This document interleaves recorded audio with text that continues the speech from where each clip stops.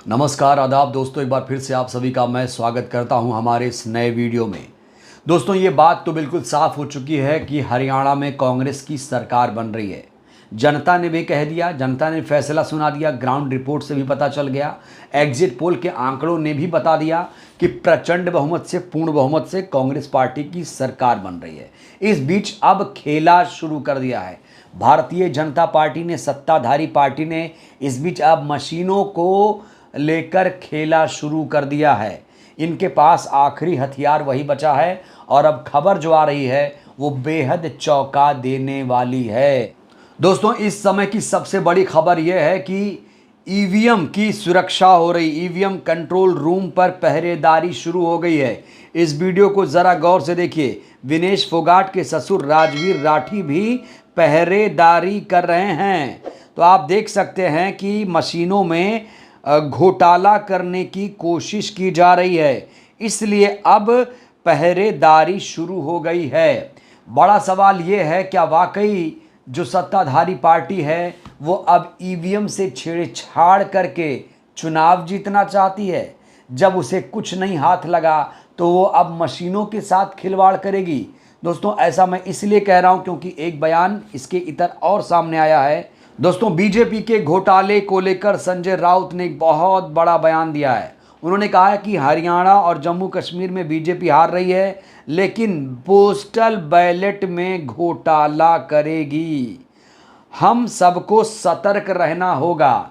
तो एक तरफ जहां पहरेदारी शुरू हो गई है, तो वहीं पर संजय राउत ने एक बड़ी आशंका जाहिर कर दी है और कहा है कि इन लोगों के पास कुछ और नहीं है, इनके पास अपनी मशीन है और वही मशीन लाकर रख देंगे। इसलिए सबको सतर्क रहना है और शायद इसीलिए जो विनेश फोगाट के ससुर हैं राजवीर, वो पहरेदारी कर रहे हैं। दोस्तों, सोचिए, किसी को यकीन नहीं, भारतीय जनता पार्टी के सिस्टम पर किसी को यकीन नहीं है, इसीलिए तो पहरेदारी शुरू हुई। इसीलिए तो फिर से अब पोस्टल बैलेट घोटाले की बात सामने आ रही है। और ये बात ऐसे ही सामने नहीं आ रही है। दरअसल सैनी साहब जो बीजेपी के मुख्यमंत्री हैं हरियाणा में, वो क्या कह रहे हैं ये देखिए। 8 अक्टूबर को जनता देगी जवाब, कांग्रेसी कहेंगे ईवीएम है खराब।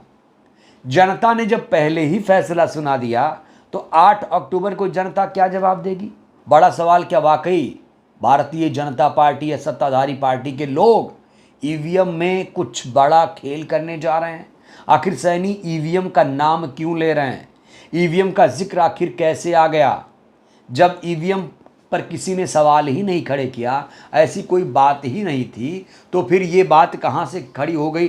तो फिर ये सवाल कहाँ से पैदा हो गया कि ईवीएम खराब है?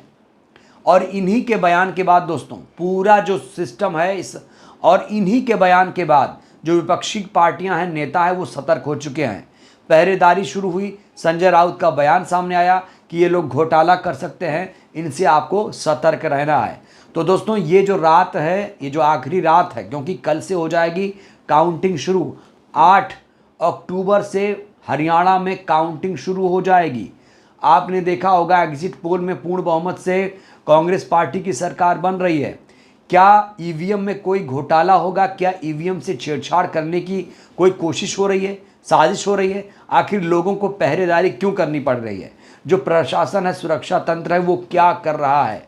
क्या वाकई सत्ताधारी पार्टी के लोग कोई बड़ा खेला करेंगे, कर पाएंगे? ये बहुत बड़ा सवाल है।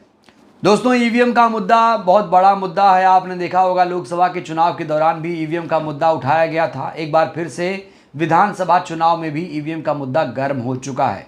देखिए, ईवीएम वैसे खराब नहीं है, अगर इस पर कोई घोटाला ना करे, कोई छेड़छाड़ ना करे तो ईवीएम ठीक है। लेकिन सत्ताधारी पार्टी के लोगों पर कोई विश्वास नहीं कर पा रहा है। अब जिस तरीके से चेतावनी धमकी दे रहे हैं, ऐसा लग रहा है ये लोग कुछ खेला करेंगे। वैसे अब प्रशासन को यहाँ पर सतर्क रहना पड़ेगा, क्योंकि ये लोग कुछ भी कर सकते हैं। ऐसे में जनता को भी जागरूक रहना पड़ेगा। जो लोग पहरेदारी कर रहे हैं उनको और ज़्यादा सतर्क रहना पड़ेगा। बहरहाल दोस्तों, इस वीडियो में इतना ही। आपको क्या लगता है, किसकी बन रही है हरियाणा में सरकार? प्रतिक्रिया दीजिएगा। बहुत बहुत धन्यवाद, शुक्रिया।